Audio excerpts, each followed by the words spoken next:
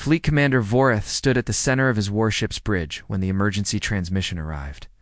The message came from the front lines of the Vareth Nebula, where his forces had held their ground for 3 long years. No enemy had ever broken through their defenses. No coalition assault had ever succeeded. The Corvani Empire's fortress on Varathfor was considered unbreakable, but the voice coming through the speakers made Varatha's confidence disappear in an instant. "Commander," his subordinate said, his words shaking with fear, "we intercepted a human communication signal. A Callsign. Just one Callsign." Vorath leaned forward. "What Callsign?" There was a pause. Then the answer came like a death sentence. "Whisper 7. The bridge fell completely silent. Every officer stopped what they were doing. Every soldier turned to look at their commander. Vorath felt something he had not felt in decades of warfare. He felt afraid. The Corvani had been fighting humans for 50 years. They had learned many things about this strange species from a small blue planet. Humans were not the strongest species in the galaxy. They were not the fastest. Their technology was not the most advanced, but they had something that made them dangerous beyond measure. They had patience. They had creativity. And they had operators like Whisper 7. Vorath immediately ordered his intelligence officers to search every database for information about this Callsign. They worked through the night, pulling records from 100 different battles and 1,000 different reports. What they found was not a profile. It was a collection of nightmares. Whisper 7 first appeared in official records during the massacre of Hollow Point. 200 Corvani shock troops. The finest soldiers in the Empire were stationed at a communications outpost. They were heavily armed and well protected. One night, they simply vanished. No distress signal was ever sent. No weapon was ever fired. When reinforcements arrived 3 days later, they found 200 bodies arranged in perfect rows. Each soldier had been killed with a single precise strike. On the wall, someone had written a message in the Corvani language. It said, "The whisper comes before the silence." The Callsign appeared again at the Battle of Crimson Gate. This was a fortress that military experts called impossible to capture. It had walls 30 meters thick. It had shield generators that could stop orbital bombardment. It had 5,000 soldiers inside. Coalition forces had tried to take it for 6 months without success. Then Whisper 7 was assigned to the mission. The fortress fell in 6 hours. Not from outside attack. From inside, the shield generators failed one by one. The gates opened by themselves. The garrison commander was found dead in his locked quarters. With no sign of how the killer entered or left, the liberation of Yenis III was perhaps the most disturbing. Coalition prisoners were held in an underground facility guarded by 300 Corvani soldiers. Over the course of 1 week, the guards began disappearing. 1 or 2 each night. No bodies were ever found. By the 7th day, the remaining guards abandoned their posts and fled into the wilderness. They were so terrified that they chose court-martial over staying another night. The prisoners walked out of the facility without a single shot being fired. Vorath read these reports with growing horror. But what disturbed him most was what the reports did not contain. There was no physical description of Whisper 7, no confirmed species identification, though humans were suspected. No photograph. No voice recording. No tactical profile that could be used to predict behavior. The intelligence officers had gathered 50 years of data. They still did not know if Whisper 7 was one person or many. They did not know if Whisper 7 was male or female, young or old, human or something else entirely. All they had was a Callsign and a trail of impossible victories. Voreth made his decision quickly. He contacted the garrison commander on Varathfor directly. "Full defensive lockdown," he ordered.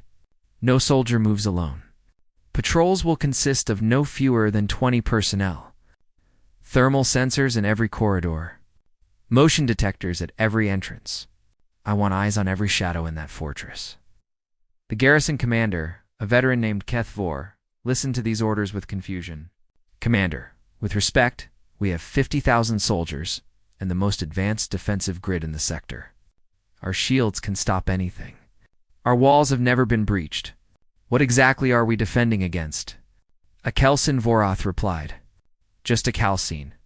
And if you are smart, Commander, you will treat it as the most dangerous enemy you have ever faced. Kethvor followed his orders. The fortress transformed overnight. Soldiers who had grown comfortable in their unbreakable walls suddenly found themselves marching in large groups. Jumping at every sound, watching every corner. They did not know what they were looking for. That made it worse. For 3 days nothing happened. Some soldiers began to relax. Some began to laugh at the fear that had gripped the garrison. They told jokes about the famous human operator who was probably just a story invented to scare young recruits. They said that Whisper 7 was nothing but propaganda. On the 4th night, Sentry Post 7 went dark. There was no explosion. No alarm. No cry for help. The post simply stopped responding to communications. 20 soldiers had been stationed there, all of them armed, all of them alert. All of them following every safety protocol that had been established. Kethvir sent a patrol of 50 soldiers to investigate. They moved through the fortress corridors with weapons ready, their hearts pounding in their chests. When they reached Sentry Post 7, they found the door standing open. The lights inside were still working. The equipment was undamaged. 20 soldiers lay dead on the floor. Each one had been killed with a single strike. Each one wore an expression of surprise, as if death had come so quickly they did not have time to understand what was happening. There were no signs of struggle. No bullet holes in the walls. No blood splatter from a fight. And on the wall, written in standard galactic script, were 2 words. First verse. The patrol leader immediately contacted Commander Kethvor.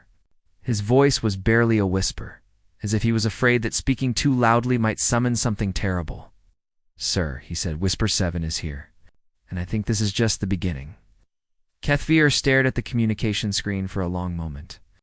Then he did something he had never done in 30 years of military service. He prayed. They knew the Callsign. Not the woman, but that alone terrified the battlefield. Part 2, the news of Sentry Post 7 spread through the fortress like fire through dry grass. By morning, every soldier in the garrison knew what had happened. 20 dead. No warning. No sound. Just 2 words written on a wall. First verse. Commander Kethvor tried to control the situation. He gathered his officers and told them to keep their soldiers calm. He reminded them that they had 50,000 troops. It's the most powerful defensive grid in the sector, and walls that had never been breached. He told them that one enemy, no matter how skilled, could not defeat an entire army. But even as he spoke these words, Kethvor did not believe them. The soldiers began to talk among themselves. They shared stories they had heard over the years. Tales passed down from veterans who had fought humans in distant corners of the galaxy. These stories were not about human fleets or human weapons. They were about human individuals, operators, shadows, ghosts. They spoke of humans who could remain perfectly still for days, hiding in places no one would think to look.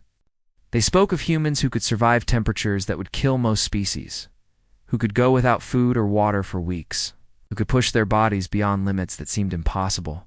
They spoke of humans who studied their enemies for months before striking, learning every habit, every weakness, every fear, and they spoke of the patience. That terrible, inhuman patience. Other species fought wars with overwhelming force. They attacked with massive fleets and endless armies. But humans were different. Humans would wait. They would watch. They would let fear do most of their work for them. And when they finally struck, it was already too late. Private Moroth was one of the soldiers who heard these stories. He was young, only 2 years into his military service, and he had never seen real combat. The fortress assignment was supposed to be safe, easy duty on an unbreakable wall. Now he found himself unable to sleep, staring at the ceiling of his quarters, listening for sounds that were not there. On the 5th night, Sentry Post 12 went dark. This time, the soldiers were found arranged in a circle, their weapons placed neatly beside them. On the wall were the words second verse. Kethvor doubled the patrols. He ordered thermal sensors placed in every corridor. He demanded that no soldier travel alone under any circumstances. Groups of 20 became groups of 50. The fortress that had once felt like a safe haven now felt like a trap, far away. In a coalition intelligence center, analysts monitored the situation with great interest. A young officer named Lieutenant Park studied the intercepted Corvani communications and shook her head in admiration. "Classic psychological warfare," she said to her commander. "Whisper 7 is not trying to kill them all. That would be impossible. She is trying to break them." Her commander, a gray-haired human named Colonel Webb, nodded slowly. "Whisper 7 has been operating for 15 years. 37 classified missions. Do you know what is strange about that record?" Lieutenant Park thought for a moment. "No retirement file. No promotion documents. No transfer records. It is like Whisper 7 exists only in mission reports." "Exactly." Colonel Webb pulled up a file on his screen. "Because officially, Whisper 7 does not exist. The Callsign is classified at the highest level. You're not even supposed to know about it." Park frowned. "Then how did the Corvani know about it?" The colonel smiled. "Because we want them to know. Every story about Whisper 7 that spreads through enemy ranks is worth 1,000 soldiers. Fear is a weapon, Lieutenant. And Whisper 7 is very good at using it." Back on Veroth 4, the fear continued to grow. On the 7th night, Sentry Post 3 went dark. As the message on the wall said, "Third verse." On the 9th night, it was Sentry Post 9. The song continues. The pattern was clear now. Whisper 7 was not attacking randomly. Strikes were precise, calculated, designed to create maximum psychological impact. Each attack proved that nowhere in the fortress was safe. Each message promised more to come. Soldiers began to crack under the pressure. 2 guards in the eastern section shot each other after one made a sudden movement that the other interpreted as an attack. A patrol in the northern tunnels refused to continue their route, claiming they had heard footsteps following them. When Kethvir demanded they resume their duties, 3 of them broke down in tears. Desertions began on the 11th day. Soldiers who had served the Corvani Empire faithfully for years chose to flee into the wilderness outside the fortress. They knew they would face court-martial, knew they might be executed for abandoning their posts. They did not care. Anything was better than staying inside those walls, waiting for the whisper that came before silence. Kethvor needed answers. He needed something, anything, that could help him understand what he was fighting against. When his scouts captured a coalition soldier during a border patrol, he saw his opportunity. The prisoner was a young human male, barely more than a boy. Kethvir had him brought to the interrogation chamber and questioned him personally. He offered comfort in exchange for cooperation. He promised safety in exchange for information. He needed to know about Whisper-7. The human listened to all of Kethvir's questions. Then he smiled. "You think you are hunting Whisper 7? The prisoner said. "That is funny. That is really funny." Kethvir leaned forward. "Tell me what you know. Who is Whisper 7? Where did they train? What are their weaknesses?" The human's smile grew wider. "You want to know about Whisper 7? Here's what I know. The Callsign has been active for 15 years. It's appeared on 6 different fronts of this war, sometimes on the same day, thousands of light years apart." Kethvor felt cold spread through his body. "That is impossible. No single operative could be in 2 places at once." The prisoner laughed. It was not a scared laugh or a nervous laugh. It was the laugh of someone who knew a secret. "You are right," he said. "No single operative could. So tell me, Commander, when you lie awake at night listening for footsteps in the dark, how many shadows are you counting?" 1, 2. The human leaned forward, his eyes bright with something that looked almost like joy. "What if there is no single? Whisper 7? What if there never was?" Kethvir stared at the prisoner for a long moment. The cold in his body had become ice. The fear he had been fighting for days now threatened to overwhelm him completely. Outside the interrogation room, the lights flickered once, then twice. Then the screaming began. They knew the Callsign not. The woman, but that alone terrified the battlefield. Part 3. The screaming lasted only seconds. Then there was silence. Commander Kethvor rushed out of the interrogation room with his weapon drawn, his heart pounding in his chest. The corridor outside was empty except for 4 dead guards. Each one had been killed with a single precise strike. On the wall, written in fresh ink, were the words, Verse 4. The chorus approaches. Kethville looked back into the interrogation room. The human prisoner was gone. The restraints that had held him were still locked. There was no way he could have escaped on his own. Someone had taken him. Someone had walked into the heart of the fortress, killed 4 guards, freed a prisoner, and disappeared without making a sound. This was no longer just psychological warfare. This was a demonstration. Whisper 7 was showing Kethvor exactly how helpless he truly was. Deep beneath the fortress, in maintenance tunnels that appeared on no official maps, Major Siravance moved through the darkness like water flowing through cracks in stone. She was 42 years old, with gray starting to show at her temples, and lines around her eyes that spoke of too many years and too many shadows. She was not tall. She was not physically imposing. If you passed her on a street, you would not look twice. That was exactly the point. She had been in the fortress for 16 days now. The first week she spent simply watching, learning patrol patterns, memorizing guard rotations, mapping every corridor, every ventilation shaft, every forgotten tunnel. The Corvani thought their fortress was secure. They did not realize that every fortress had weaknesses. You just had to be patient enough to find them. The strikes on the sentry posts were not random. Each one was chosen to create maximum fear with minimum effort. Each message was designed to spread through the garrison like a virus, infecting every soldier with doubt and terror. She could not defeat 50,000 soldiers through combat, but she did not need to. She needed to defeat them through their own minds. She reached a junction in the tunnels and stopped. Waiting in the shadows were 4 other figures, her team. The women who shared her burden and her name, Captain Yuki Tanaka, was the youngest at 31. She had joined the program 8 years ago after losing her entire squad to a Corvani ambush. She specialized in infiltration and close-quarters combat. Her hands were the steadiest Sierra had ever seen. Lieutenant Commander Amara Okonkwo was the explosives expert. 40 years old, calm as still water, with a mind that could calculate blast radiuses while under enemy fire. She had been with the program for 12 years. Chief Petty Officer Lena Volkov handled communications and electronic warfare at 38. She could crack any encryption, disable any security system, make an entire fortress go deaf and blind with a few keystrokes. And Master Sergeant Rosa Martinez was the medic and backup sniper. 45 years old, the oldest member of the team, with hands that could heal wounds or deliver death with equal precision.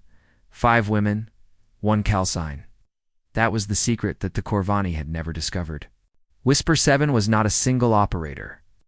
It was a designation, a shared identity passed between teams across the galaxy. When one operator retired or died, another took her place. The legend never aged. The legend never failed. The legend never died. Because the legend was not a person. It was an idea. Sierra looked at her team and felt the familiar weight of responsibility settle on her shoulders. These women trusted her with their lives. The coalition soldiers dying in failed assaults against this fortress were counting on her.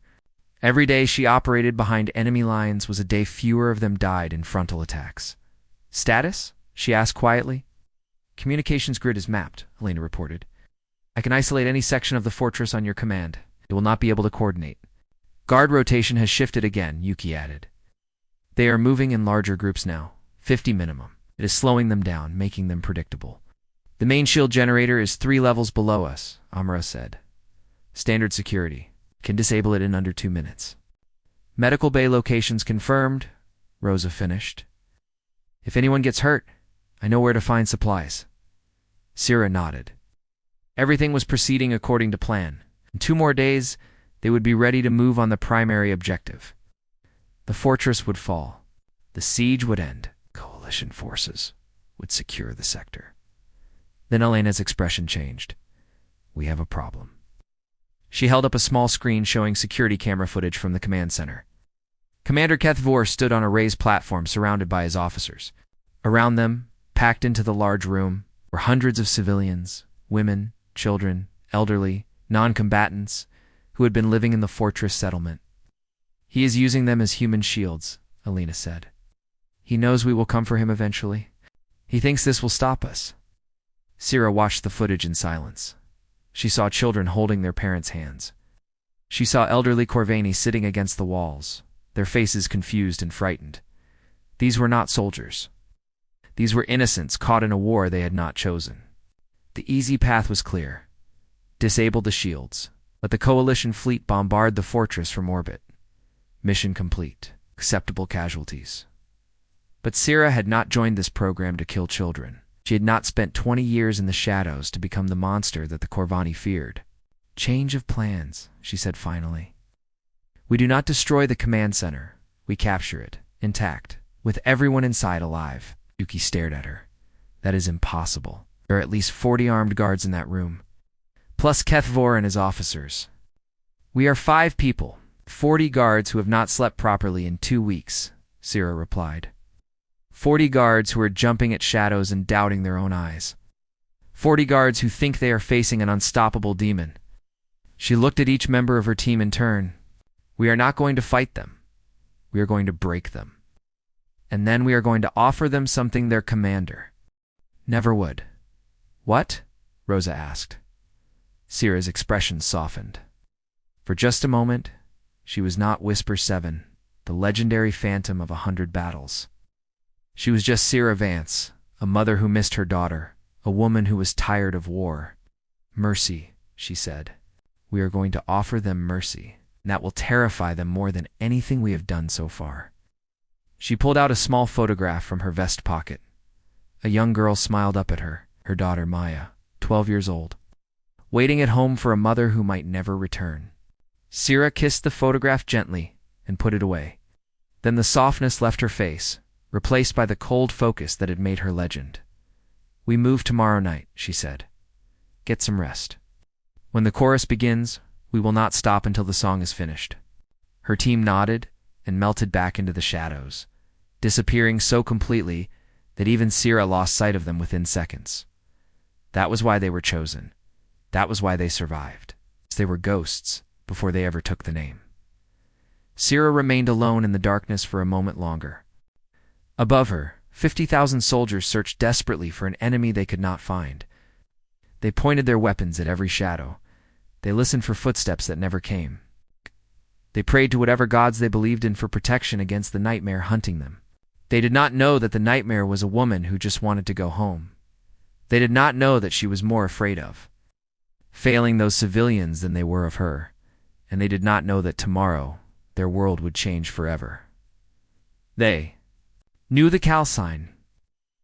Not the woman, but that alone terrified the battlefield part for Commander. Kethvor stood before the communication array and broadcast his message across all frequencies. He made sure that both his own forces and the Coalition fleet could hear every word. This is Commander Kethvor of the Corvani Empire, he announced. I have 347 civilians in my command center. Women, children, elderly. If Coalition forces do not surrender within 24 hours, I will begin executing them one by one. Starting with the youngest. He ended the transmission and smiled. This was a language that all species understood. Hostages meant leverage. Leverage meant survival. Famous Whisper 7 could kill guards in the dark. But surely even the legendary Phantom would not risk innocent lives. Kethvor believed he had finally found a weapon that could defeat the Shadow. He was wrong 12. Hours before the deadline, Sira Vance contacted Coalition Command through an encrypted channel. Admiral Chen, the fleet commander, listened to her proposal with disbelief in his eyes. You want to capture the command center intact, he repeated? Rescue all 347 hostages? And force a complete surrender of the garrison? With 5 operators? Yes, sir, Sira replied calmly. Major Vance, I have great respect for your abilities. But the math simply does not work.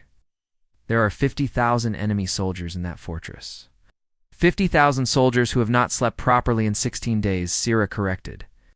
50,000 soldiers who have watched their comrades die without ever seeing the enemy. 50,000 soldiers who now believe they are fighting something supernatural. She paused. Admiral, I have broken this garrison already. They just do not know it yet. All I need is permission to finish what I started. Admiral Chen was silent for a long moment. He had read the reports. He knew what Whisper 7 had accomplished over 15 years of impossible missions. Also knew that if this plan failed, 347 civilians would die, and the coalition would be blamed. "What do you need from us?" he asked finally. "Nothing. Just be ready to move when the shields fall." "And Admiral?" Sierra allowed herself a small smile. "When your soldiers enter that fortress, remind them that there are friendlies inside. But hate to survive Kethvor, only to be shot by our own people." The operation began at midnight. Alina struck first. From her position in the maintenance tunnels, she activated the virus she had planted in the fortress communication system 3 days earlier. Across the entire compound, internal communications collapsed. Radios produced only static. Intercoms went silent. Computer networks displayed error messages. Within minutes, the fortress that had operated as a single coordinated unit became 50,000. Isolated soldiers who could not talk to each other. Then the false reports began. Alina had spent days recording Corvani officers giving orders. Now she played those recordings through the few communication channels she had left open, mixing real voices with fabricated messages. Eastern Sector reported coalition forces breaching the walls. Northern Sector reported explosions in the generator rooms. Southern Sector reported that Commander Kethvor had ordered a full retreat. The confusion was immediate and total. Soldiers who had been told to hold their positions suddenly received orders to move. Units that were supposed to reinforce each other ended up running in opposite directions. Officers screamed into dead radios, trying to restore order that no longer existed, and then the team began to appear. YUK, I showed herself first. Just a glimpse on a security camera in the western corridor. A human woman in black, walking calmly through a restricted area, then vanishing around a corner. The alert went out immediately, and 50 soldiers rushed to that location. They found nothing. 3 minutes later, Rosa appeared on cameras in the eastern wing, then Amara in the south, then Alina in the north. 4 women in 4 different locations, each one matching the general description of Whisper 7. The Corvani had spent 16 days searching for one phantom. Now there were 4, and they were everywhere. The psychological effect was devastating. Soldiers who had clung to the hope that they faced a single enemy now realized the truth. There was no Whisper 7. There were many. The legend they feared was a myth, a shared identity used by countless operators across the galaxy. Everything they thought they knew was wrong. Morale, already fragile, shattered completely.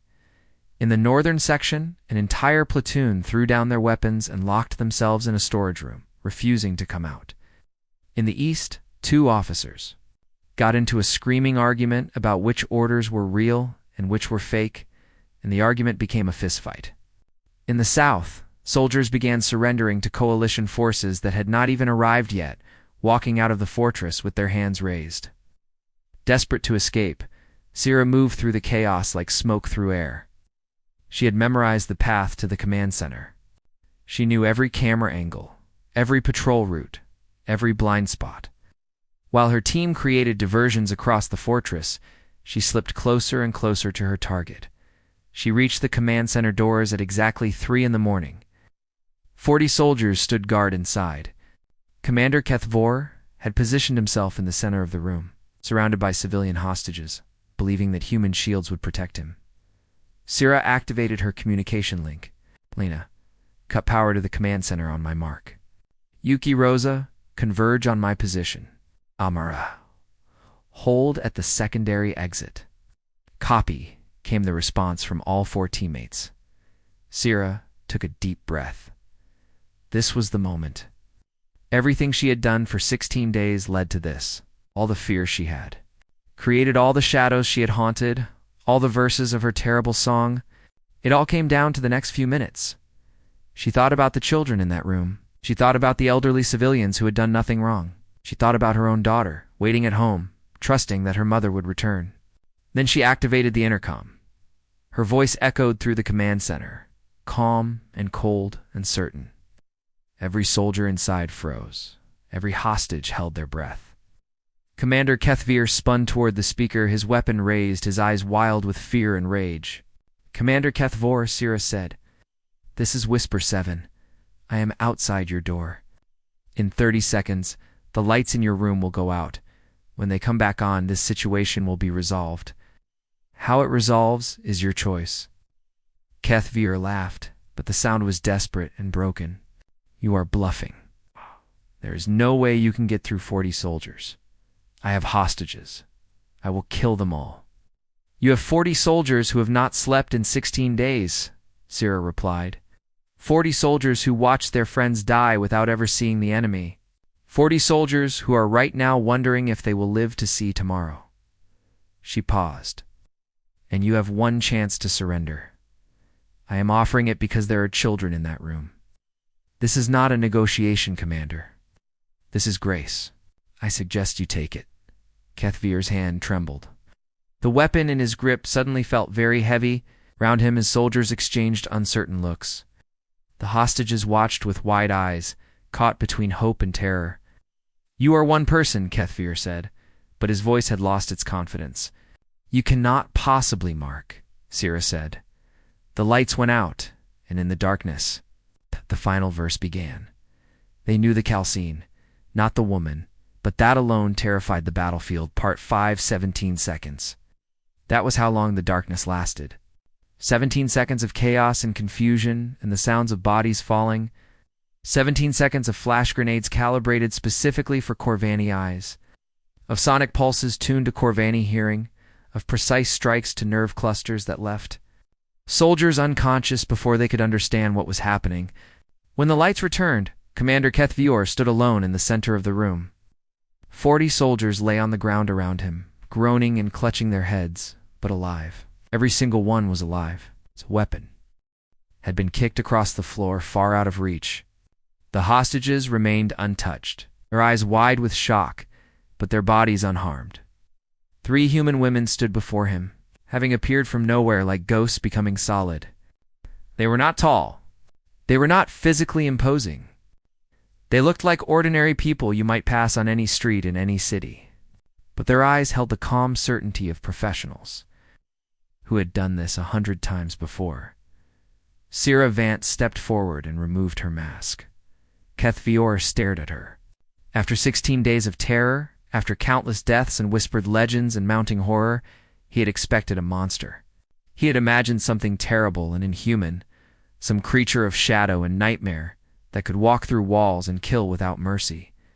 Instead, he saw a middle-aged woman with gray at her temples, lines around her eyes, a face that looked tired, a face that looked kind. She could have been a teacher. She could have been a doctor. She could have been someone's mother. "You," he whispered. "You are Whisper 7? Sira tilted her head slightly. "One of them. The name is shared. The legend is collective. We work in shifts." Corner of her mouth lifted slightly. "Turns out even phantoms need vacation time." Kethvir felt his legs give out beneath him. He sank to his knees, not because anyone forced him to, but because the weight of the past 16 days finally crushed him completely. All that fear, all that death, all that certainty that he was fighting something supernatural and unstoppable. And it was just people. Ordinary people with extraordinary training, using his own terror against him. "He will be tried for war crimes," Sira told him calmly. "The hostage situation, the threats against children, these things have consequences. You will likely spend the rest of your life in prison." She paused. "But you will live. That is more than you offered these people." Kethvir looked up at her. "Why?" His voice was broken. "Why show mercy? After everything we have done, after all the coalition soldiers who died trying to take this fortress, why spare us?" Sira glanced at the civilians behind him. An elderly Corvani woman was holding a young child, both of them trembling but unharmed. A teenager stood with his arm around his younger sister, protecting her from a danger that had already passed. "Oh, because this is what makes us different," Sira said. "Not our weapons. Not our tactics. Not our ability to survive in the dark." She looked back at Kethvir with eyes that held neither hatred nor triumph, only exhaustion. "We choose mercy even when revenge would be easier. We protect innocence even when it costs us. That is why we fight. That is why we win. And that is why, when this war ends, we will be able to look at ourselves in the mirror. She activated her communication link. Admiral Chen, the command center is secure. Hostages are safe. You may begin landing operations. Across the fortress, the news spread faster than any official announcement. Whisper 7 had taken the command center. The commander had surrendered. The fight was over. Soldiers who had spent 16 days jumping at shadows dropped their weapons with relief. Some fell to their knees and wept. Some laughed hysterically. Some simply sat down and stared at nothing, their minds struggling to process the fact that they had survived. The coalition forces landed peacefully. There was no final battle. There was no glorious assault. 50,000 soldiers surrendered to an enemy they were grateful to see. Because the alternative was spending one more night with Whisper-7.347 civilians walked out of the command center without a single scratch. The elderly woman who had been holding the child stopped in front of Sira and looked at her for a long moment. "You are the one they feared," she said. "The whisper in the dark," Sira admitted. The woman reached out and touched Sira's hand gently. "Thank you for my grandchildren. For showing us that humans can be terrible and merciful at the same time. I will remember this." Sira nodded but said nothing. She was too tired for words. 2 weeks later, Major Sira Vance filed her final mission report at Coalition Special Operations Command. After 20 years and 37 classified missions, she was retiring. The Whisper 7 designation would pass to the next operator.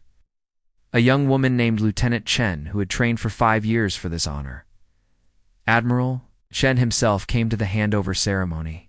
He shook Sira's hand and told her that her service had saved more lives than any single soldier in the history of the Coalition. She thanked him politely and said nothing about the nightmares that still woke her every night. That evening, Sira made a video call to Earth. Her daughter Maya appeared on the screen. 12 years old and full of questions about when her mother was finally coming home. "Soon," Sira promised. "My work assignment is finished. I will be there for your birthday." Maya grinned. "What do you do for work anyway?" "You never tell me anything." Sira looked at her daughter's innocent face and felt something warm in her chest. Something she had almost forgotten existed. Love. Simple, uncomplicated love. Untouched by blood and shadows and the weight of legend. "I help people, sweetheart," she said finally. "Just complicated help. The kind that takes a long time and happens far away. But it is finished now, and I am coming home." After the call ended, Sira sat alone in her quarters and looked at her reflection in the dark screen. An ordinary woman looked back at her. Gray hair, tired eyes, hands that had ended countless lives. But had chosen mercy when it mattered most. She wondered what the history books would say about Whisper 7. They would probably talk about the fear, the impossible victories, the legend that had terrified entire armies. They would not talk about the women who carried that name, the sacrifices they made, the families they left behind, the humanity they preserved even in the darkest moments. That was fine. The best phantoms were the ones nobody remembered as people, somewhere across the galaxy. Lieutenant Chen received her first mission briefing under her new Callsign. She was young and eager and filled with the same determination that Sira had felt 20 years ago. The legend would continue. The whisper would echo through new battlefields and haunt new enemies. And years later, when a Corvani admiral reviewed the fall of Vareth IV as a military case study, his student would ask what happened to Whisper 7. The admiral would check the latest intelligence reports and shake his head slowly. "The Callsign was detected 3 days ago," he would say. "Different sector, different planet, different war." He would close the file and look at his student with eyes that still held old fear. Still active. Still unidentified? Still out there? The student would shiver. And somewhere, a woman with gray hair would sit in her garden on Earth, watching her daughter play, finally at peace. The name belonged to someone else now. The legend would continue without her. But the choice she made, the mercy she showed, the humanity she preserved, that would echo through history long after the fear was forgotten. That was her real victory. Not the bodies she left behind. Not the fortresses she brought down. But the children she saved, the innocence she protected, the simple truth that being terrifying and being good were not opposites. They were the same thing, used differently, and that difference was everything.